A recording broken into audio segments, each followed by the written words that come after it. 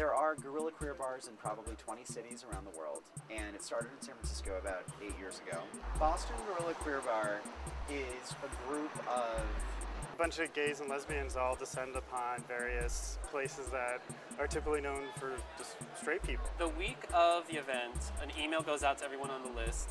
We get the message of where we're going, we all show up, and it's gay for the night. The organizers are there, they're distributing buttons with Che Guevara. It's somewhere between Cher and Che Guevara.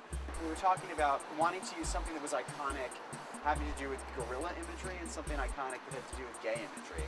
And someone was talking about Cher, and someone was talking about Che Guevara, and this guy just looked up and said, Che Guevara.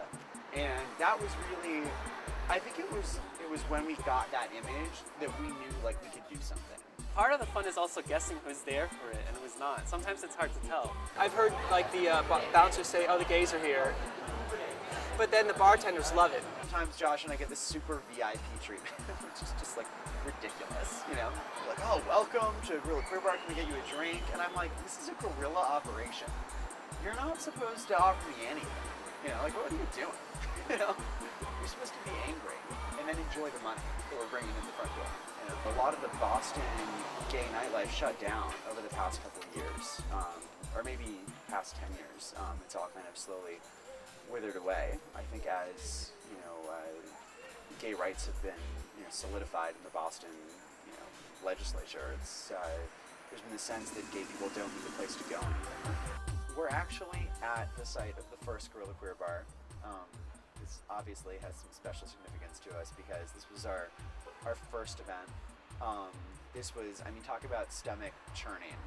We had no idea what this was going to look like. I came here tonight just to have a good time with some friends, to be with other queer people, because there aren't a lot of other gay places to go on a Friday night as of right now in Boston.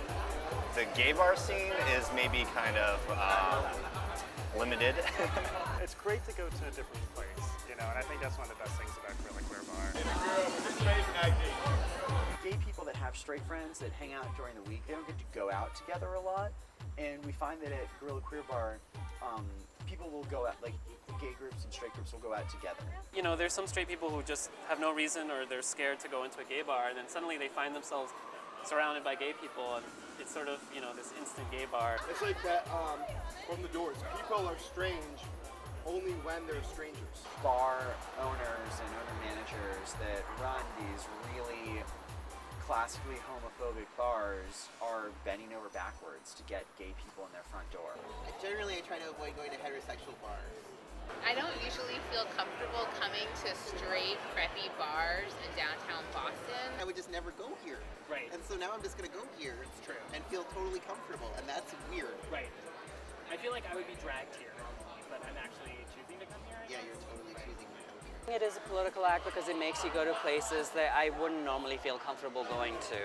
1,000 people who probably, who even knows how much money we bring, you know, it's in the tens of thousands clearly. And the management becomes ultra gay friendly immediately. When we went to the liquor store the first time, when we arrived, we noticed that the staff was just like all about us. Couldn't get enough. And so we went up to them and we were like, did you guys know we were coming? And this one bartender I was talking to, she was like, yeah, well, the owner's cousin is gay and he's on your listserv, and he called ahead, and the owner called us all in early for diversity training. I think for us, it's really our form of nonviolent social action. Like that's, I consider it that. It's not just a time to sit in and drink and have fun, which it is. I mean, it's fun, but it's a statement for us as a community.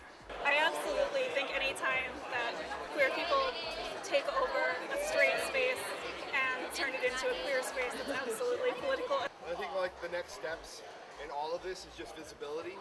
So like going to the places where you normally wouldn't go to just show the people that normally wouldn't see you that we're here.